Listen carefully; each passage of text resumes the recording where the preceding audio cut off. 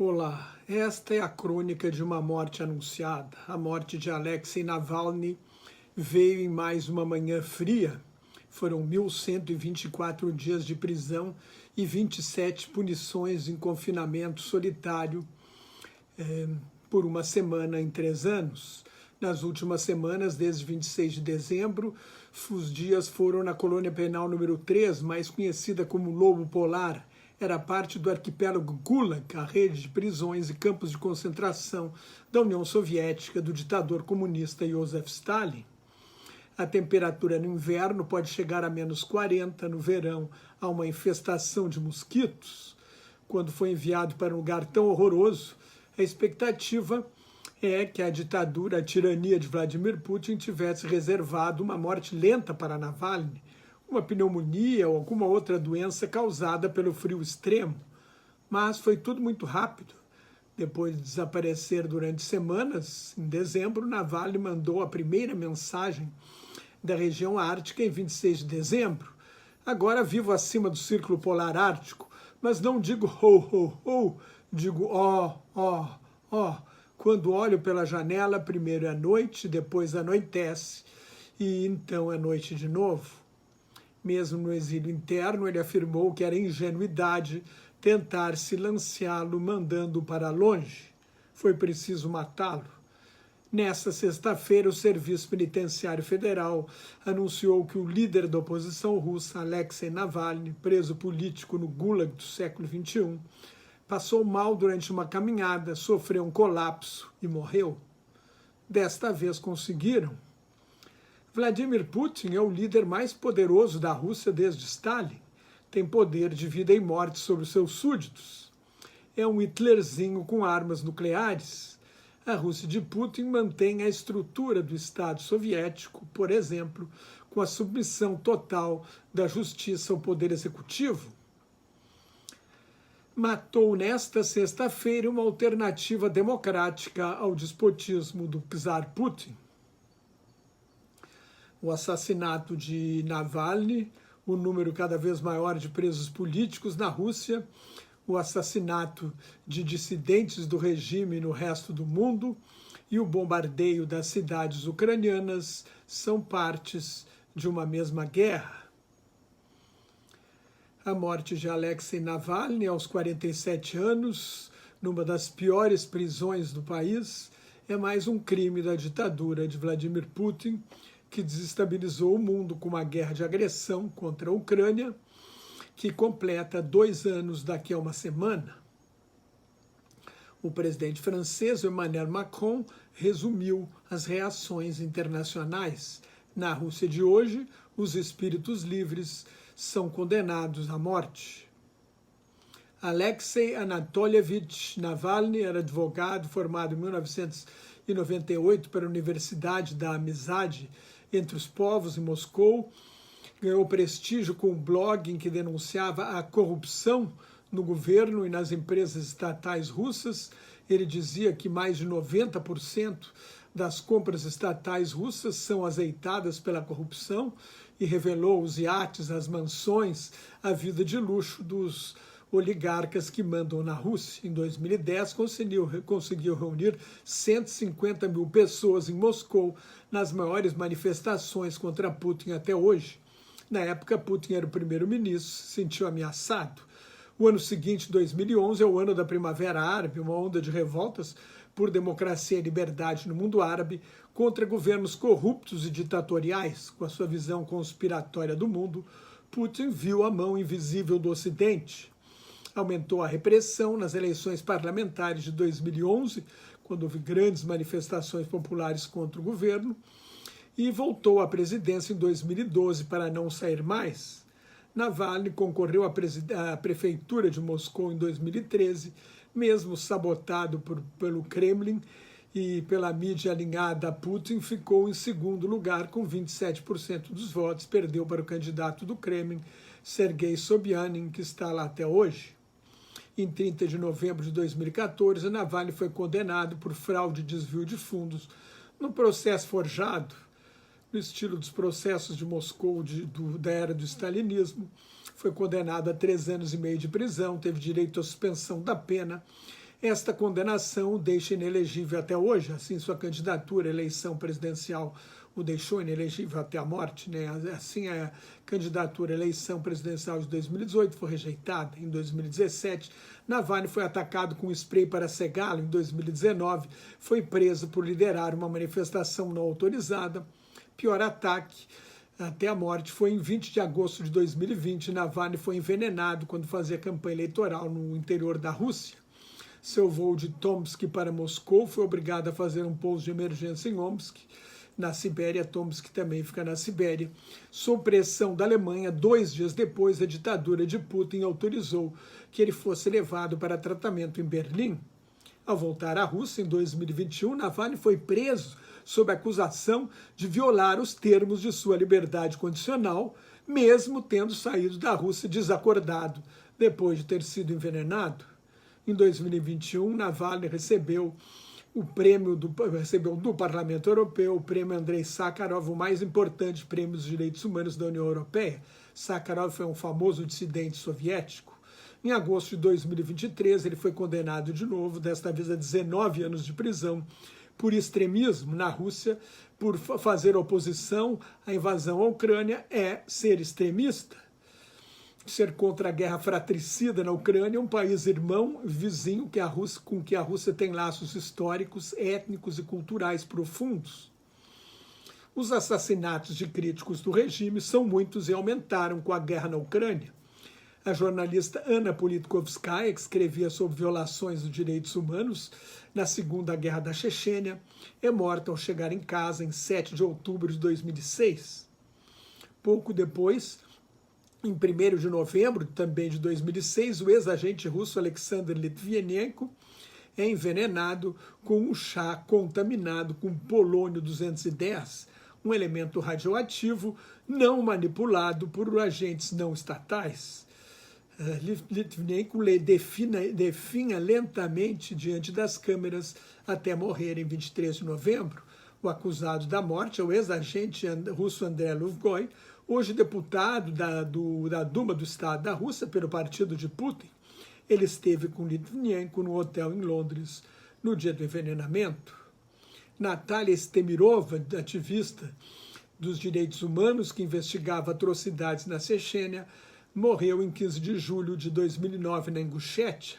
Ela pode ter sido morta por algum grupo extremista local, mas morre no contexto das guerras de Putin, que iniciou a Segunda Guerra da Chechênia em 1999, logo que foi nomeado primeiro-ministro por Boris Yeltsin.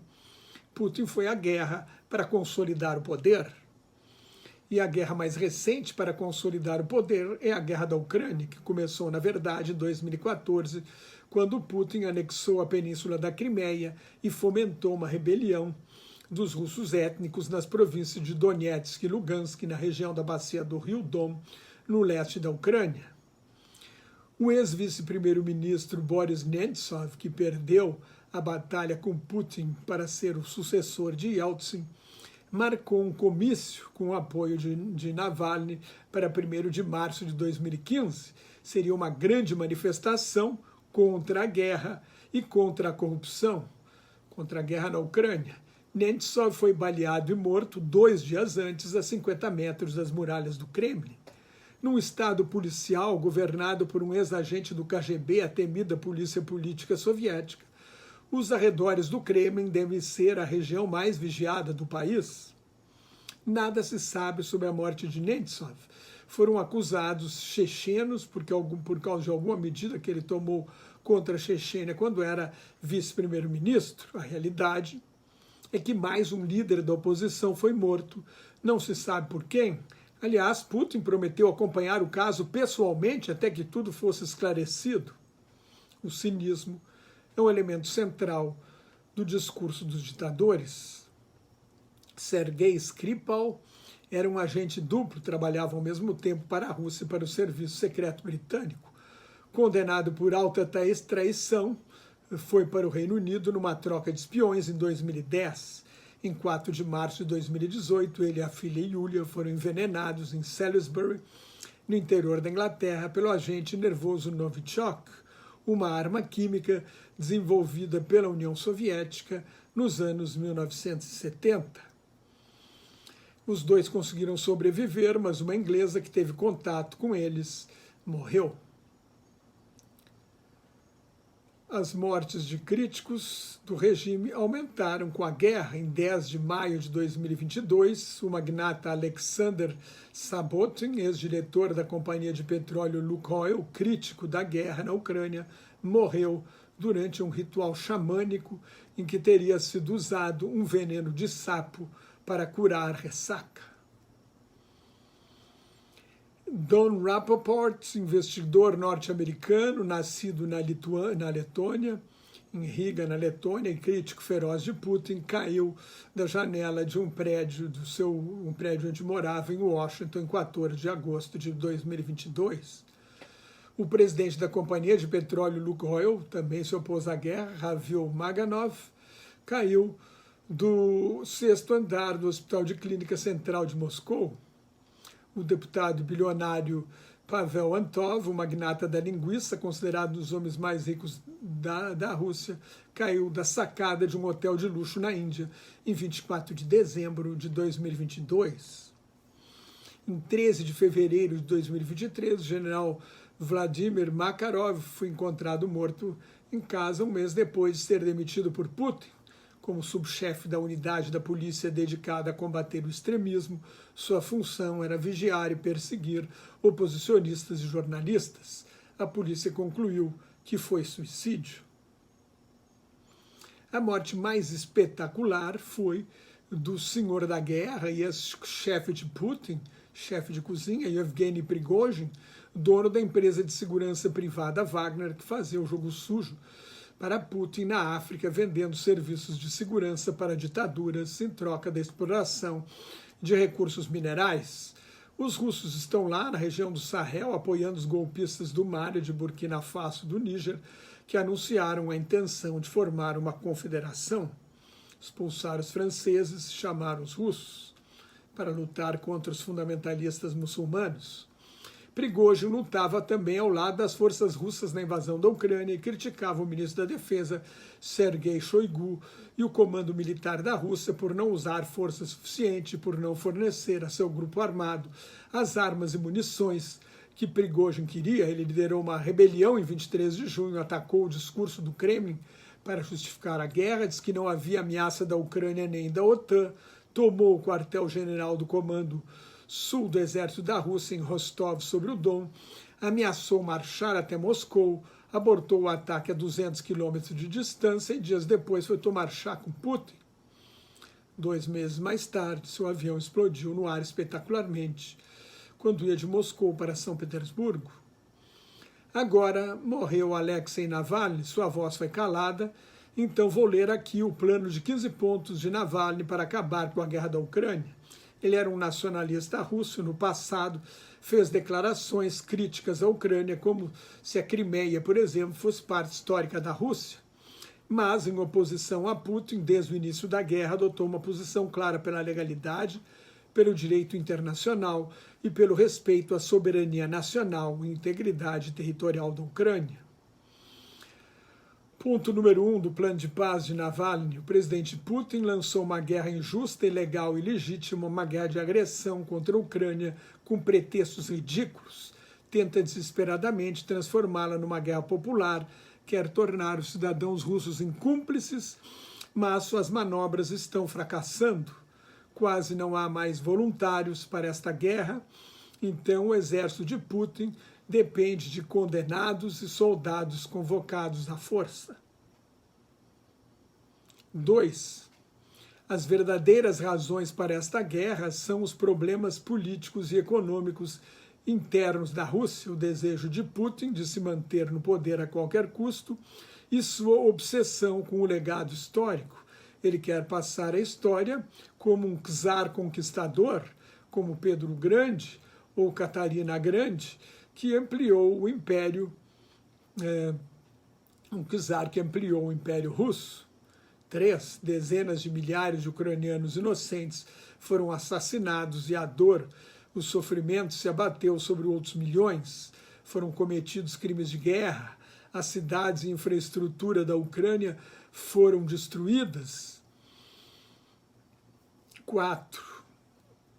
A Rússia está sofrendo uma derrota militar. A percepção deste fato mudou a retórica das autoridades das alegações iniciais de que Kiev vai cair em 3 dias, as ameaças histéricas ao uso de armas nucleares se a Rússia perder.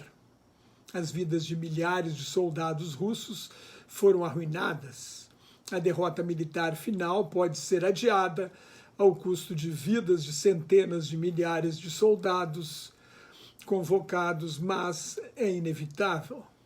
A combinação de guerra de agressão, corrupção, generais ineptos, economia fraca e o heroísmo e a alta motivação das forças de defesa só pode resultar em derrota. Heroísmo e a a alta motivação das forças de defesa da Ucrânia. Os apelos mentirosos e hipócritas do Kremlin por negociações e cessar-fogo nada mais são do que uma avaliação realista das expectativas de novas ações militares. O que pode ser feito? 5. Quais as fronteiras da Ucrânia? Como as da Rússia, as fronteiras da Ucrânia foram definidas e reconhecidas internacionalmente em 1991, quando a União Soviética se dissolveu. A Rússia reconheceu essas fronteiras em 1991 e deve reconhecê-las hoje. Não há o que discutir aqui. Quase todas as fronteiras do mundo são mais ou menos acidentais e causam algum descontentamento, mas no século XXI não podemos iniciar guerras para redesenhar fronteiras. O mundo mergulharia no caos. 6. A Rússia deve deixar a Ucrânia se desenvolver como seu povo quiser, parar a agressão, acabar com a guerra e retirar as tropas da Ucrânia. A continuação desta guerra é uma birra causada pela impotência e acabar com ela será uma decisão forte, mas é necessária.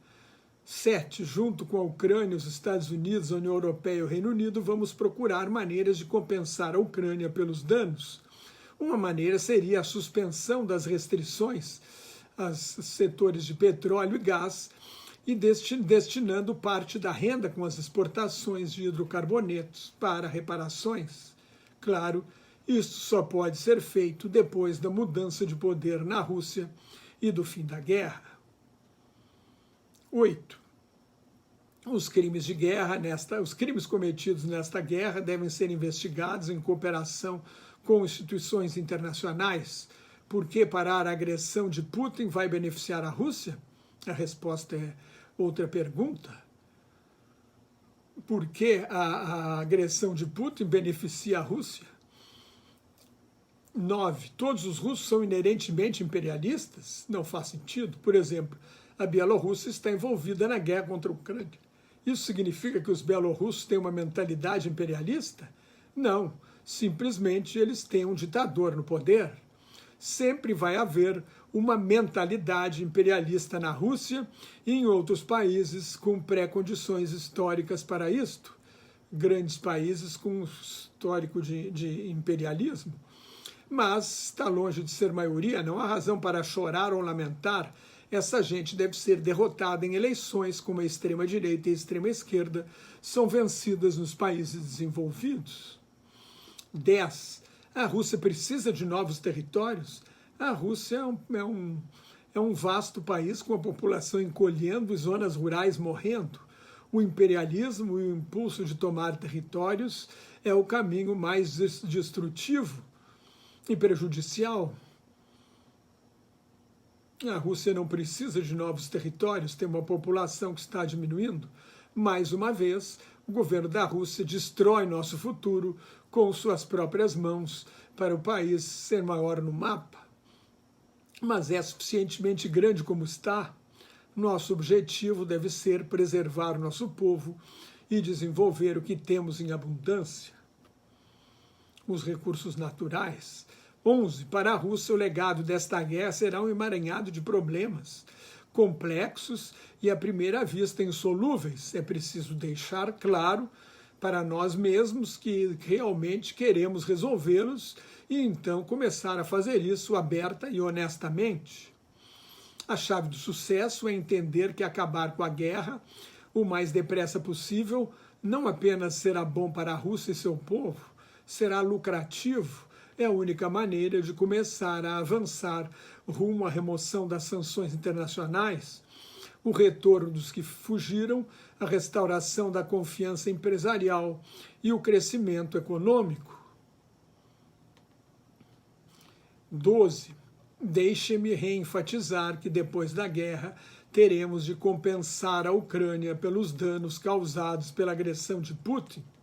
No entanto, o restabelecimento de relações econômicas normais com o mundo civilizado e a volta do crescimento econômico vão nos permitir fazer isso sem interferir no desenvolvimento econômico de nosso país.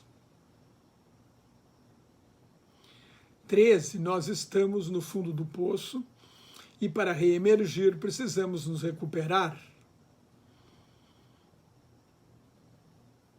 Precisamos sair do buraco. Isto será eticamente correto, racional e lucrativo. Precisamos desmantelar o regime de Putin e sua tirania, idealmente através de eleições gerais livres, de convocação de uma Assembleia Constituinte. 14. Precisamos de uma república parlamentarista com alternância no poder através de eleições limpas, tribunais independentes, federalismo, governos locais autônomos, total liberdade econômica e justiça social. 15. Reconhecendo a história e as tradições, precisamos ser parte da Europa e seguir o caminho europeu para o desenvolvimento. Não temos outra escolha, nem precisamos. Então este é o plano de 15 pontos de Alexei Navalny. A mulher dele, economista Yulia Navalnaya, recebeu a notícia quando participava da conferência sobre segurança em Munique, na Alemanha. Em tom de desafio, ela disse que vai continuar a luta e que Putin e agregados vão pagar pela morte do marido. Um dia antes da morte, Navalny participou de uma audiência judicial por vídeo. Estava bem-humorado, disse que ia cobrar do juiz o dinheiro que estava perdendo por estar na cadeia.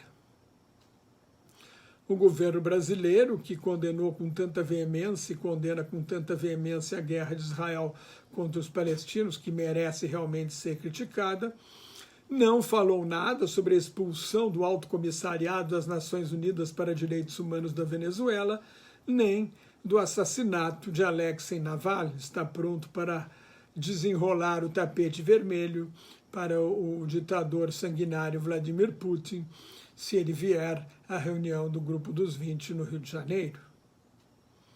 Se você gostou, assine meu canal no YouTube, leia o meu blog Globalização em Crise, me siga no Twitter, no Instagram, no Threads, no LinkedIn e no Facebook, onde colaboro com o Grupo Quarentena News. Muito obrigado pela sua atenção. Até mais. Tchau.